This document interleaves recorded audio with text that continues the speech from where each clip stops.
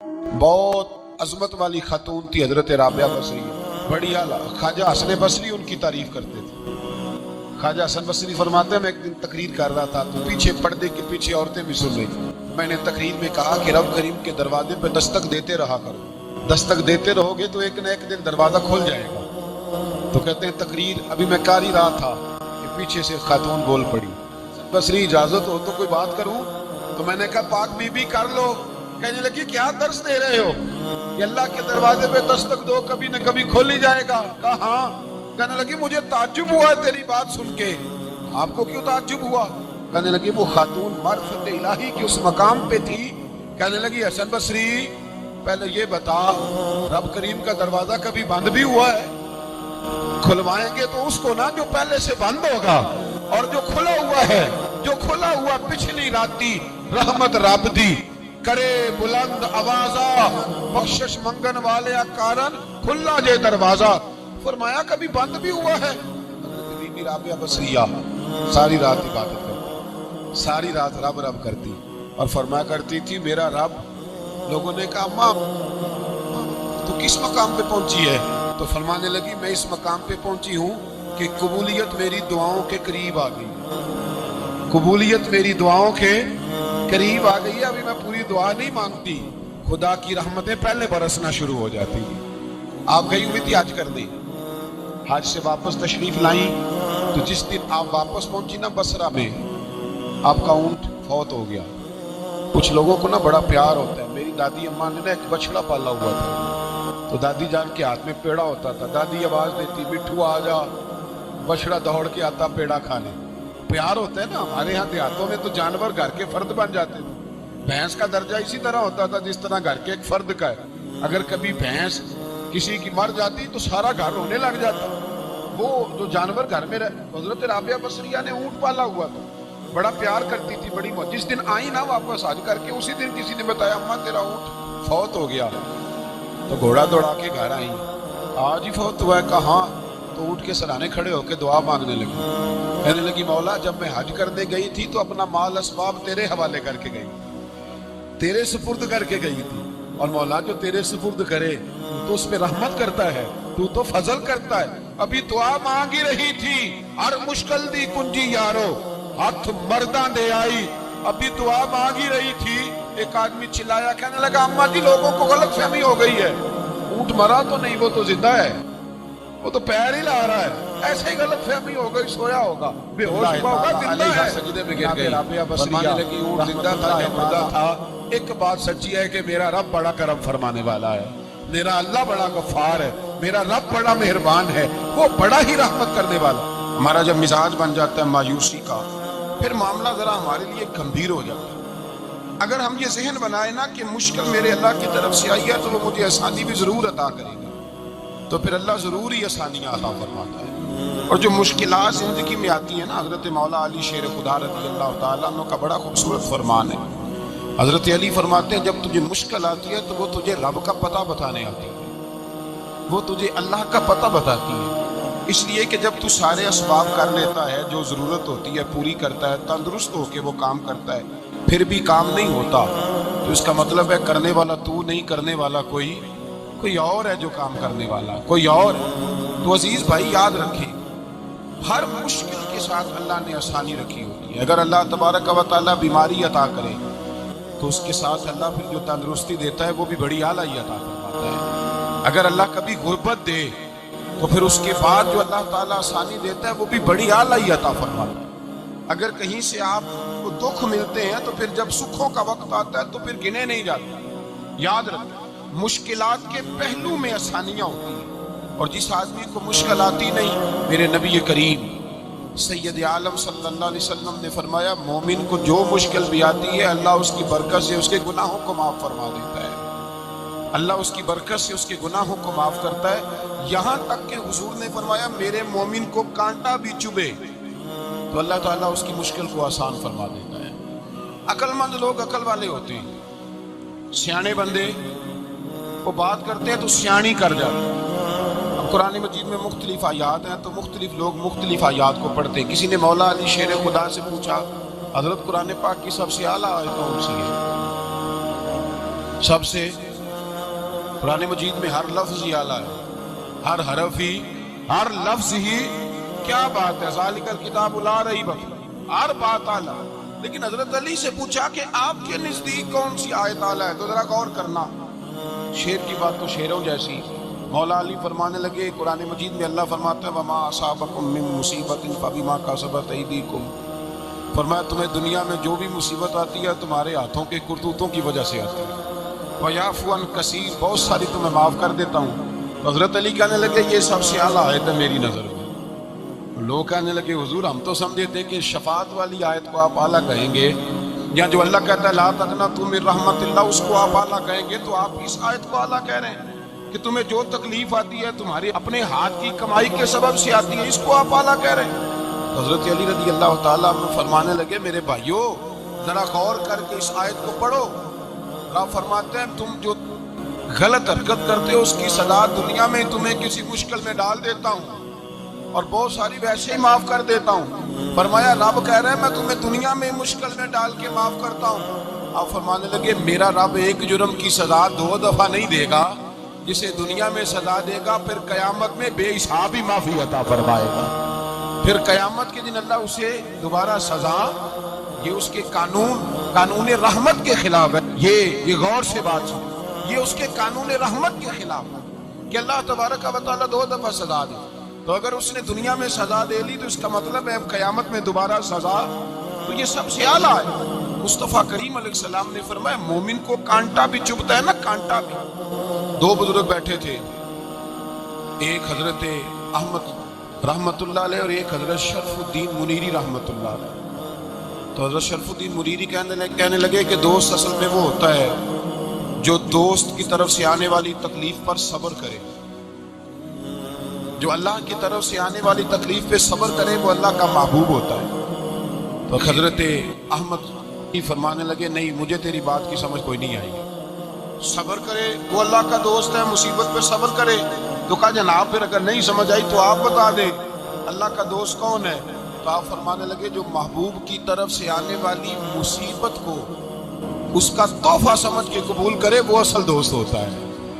اس کا تحفہ سمجھ کے قبول کرے، اپنے رب کا تحفہ سمجھے، مالک کا تحفہ سمجھے کہ اس نے مجھے تحفہ دیا ہے، مجھے کسی مشکل میں ڈالا ہے۔ تو رب کریم بلا مثال و بلا تشبیہ سمجھانے کے لیے اللہ جب کسی کو مشکل میں ڈالتا ہے، کافروں کو تو اس نے موجیں کرائی ہوئی ہیں، بڑی بڑی سہولتیں دی ہوئی ہیں، مشکل میں ڈب بھی ڈالتا ہے اپنے نیک بندوں کو ڈالتا ہے۔ نمرود اور فرعون کے پیروں میں کانٹا بھی نہیں چبھتا، ان کو تکلیف نہیں آتی۔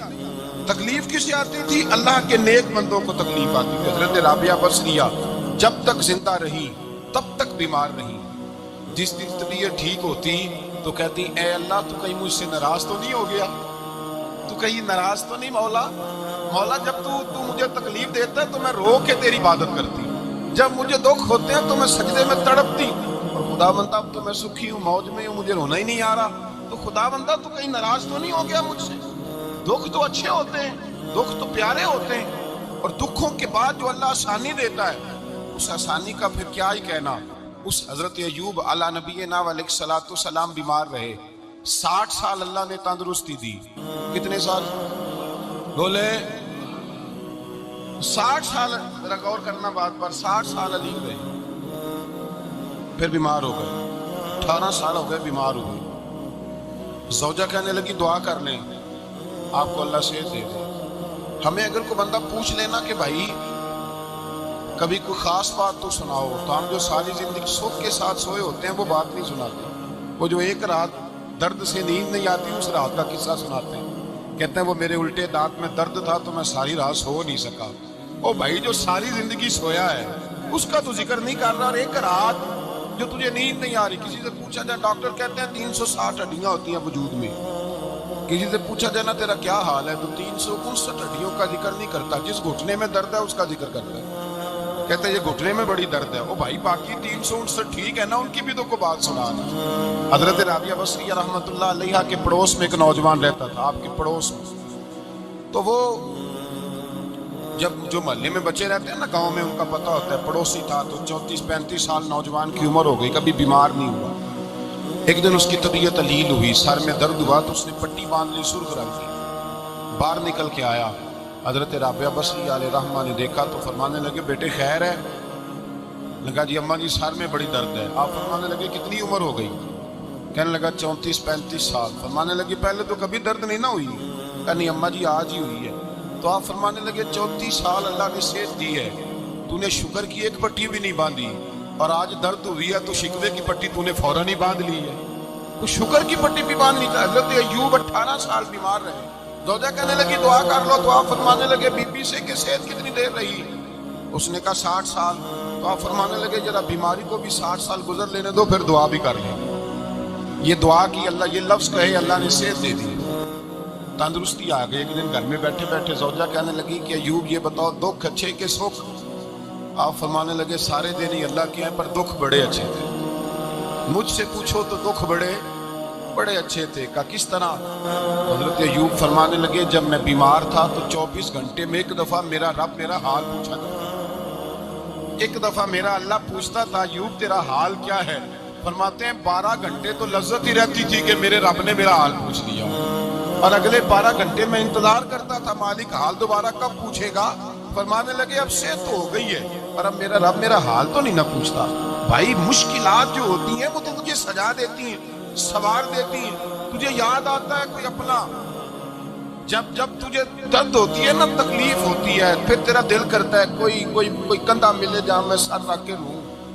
پھر اسی لیے تو کسی درویش سے کسی نے پوچھا تھا اپنا کون ہوتا ہے؟ تو کہا جو تجھے دکھ کے وقت یاد آئے وہ تیرا اپنا ہے، جو تجھے عین آزمائش کے وقت یاد آئے اور تجھے اس کا نمبر فوراً تیرے موبائل پہ چلنے لگے وہ تیرا اپنا سجن ہے، جس کو تو دکھ کے وقت یاد کرے۔ تو بھائی مشکلات کے بعد جو اللہ آسانی دیتا ہے، حضرت ابراہیم کو آگ میں بھی پھینکا گیا، حضرت ابراہیم علیہ السلام کو ستایا بھی گیا، نکالا بھی گیا، لیکن جب ان مشکلات سے گزرے تو میرا رب فرماتا ہے وَإِذِ ابْتَلَىٰ إِبْرَاهِيمَ رَبُّهُ بِكَلِمَاتٍ فَأَتَمَّهُنَّ قَالَ إِنِّي جَاعِلُكَ لِلنَّاسِ إِمَامًا۔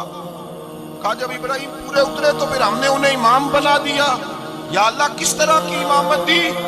فرمایا میں نے اتنی اعلیٰ شان عطا کی ہے کہ اپنے لاڈلے رسول کو جناب ابراہیم کی نسل میں پیدا فرما دیا ہے، میں نے مصطفیٰ کو ان کی نسل میں پیدا کر دیا، قیامت تک کے لیے ان کا وقار بڑھا دیا۔ اللہم صلی علی محمد وعلی آل محمد کما صلیت علی ابراہیم وعلی آل ابراہیم، ان کی عظمت بڑھا دی، اس لیے کہ جب وہ آزمائش سے گزر کر کے آئے پھر جو آسانی دی۔ میرے نبی پاک صلی اللہ علیہ وسلم نے دین ابراہیمی کی بہت ساری چیزوں کو رکھا، کہا میں ملت ابراہیمی پہ ہوں۔ جب کوئی مشکلات کو عبور کر کے آتا ہے، جب کوئی تکلیفیں سہ کر کے آتا ہے، اس کے لیے جو اجر ہوتا ہے، اس کے لیے جو پھر اللہ کتنی ذرا بڑی توجہ کیجئے گا۔ لوگ سمجھتے ہیں فلاں آدمی مشکل میں ہے تو شاید مشکل میں ہی رہے گا، فلاں آزمائش میں ہے تو شاید آج میرا اللہ فرماتا ہے ایک مشکل دے کے میں 2 آسانیاں بھی دوں گا۔ تم مشکل دیکھ رہے ہو، مشکل نہ دیکھو، وہ جو اس کو بعد میں آسانی آنے والی ہے، اور ڈبل جو میں اس پر نعمت کرنے والا ہوں اس کو دیکھو۔ حضرت یوسف کو بھائیوں نے کنویں میں ڈال دیا، اور جب کنویں سے نکلے تو مصر کے بازاروں میں بگے، اور پھر زلیخا نے الزام لگایا تو حالات بگڑ گئے، حضرت یوسف کو جیل جانا پڑا۔ اتنی کٹھن زندگی تھی لیکن میرے مالک کو کچھ اور ہی منظور تھا۔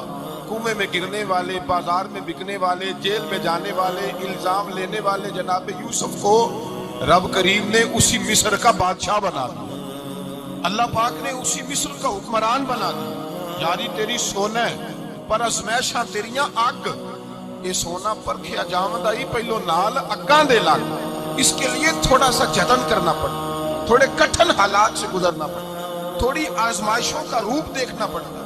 ہم چاہتے ہیں کہ ہمیں چھیڑے کوئی نہ کوئی تکلیف لائے، کوئی آزمائے، یہ ہو نہیں سکتا میرے بھائی۔ نامی کوئی بغیر مشقت نہیں ہوا، 100 بار جب عقیق کٹا تب جا کر نگی ہوا۔ ہم چاہتے ہیں کہ ہمیں کچھ بھی دقت نہ آئے، مشکلات نہ آئے، اور مشکلات تو انسان کو سنوارتی ہیں بھائی، وہ تو نکھارتی ہیں۔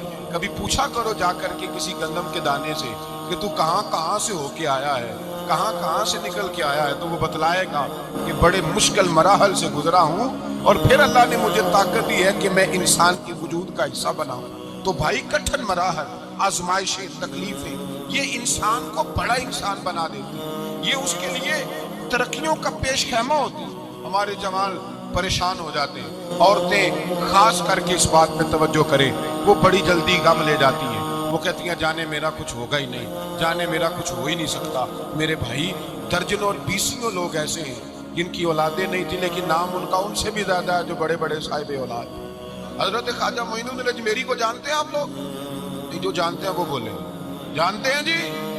तो जी काफी सारे जानते हैं, थोड़े जी रह गए। जानते हैं ना ख्वाजा साहब को? उनके किसी बेटे को जानते हो? नहीं जानते, नहीं जानते, नहीं जानते आप उनके बेटे।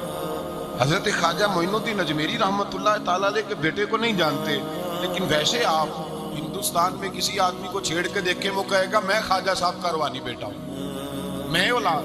हजरत गौसे आजम रज़ी अल्लाह ताला अन्हु की औलाद को कम लोग जानते हैं, लेकिन आप वैसे किसी को पूछ के देखें 11वीं वाला पीर कौन होता है, हर आदमी हाथ उठा के बताएगा खुदा के फजल से हम पर है साया गौसे आजम का।